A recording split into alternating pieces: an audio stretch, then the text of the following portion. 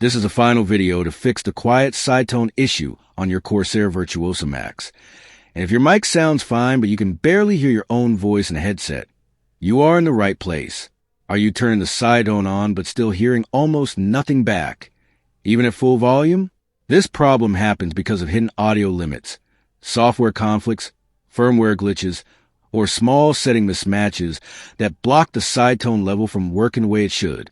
Many people search for help, but most videos on YouTube feel long, confusing, or filled with advanced terms that make things harder instead of easier.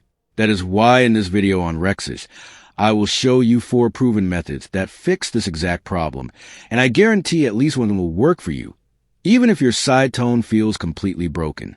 These methods work for simple cases, and also for very critical issues where nothing seems to change. I want you to pause this video, try each method one by one, and check your headset after every try, or take screenshots so you do not miss anything important. Do not skip any method because small changes can make a big difference. Stay with me. Follow carefully, and once the steps start showing on the screen, follow the method step by step exactly as shown.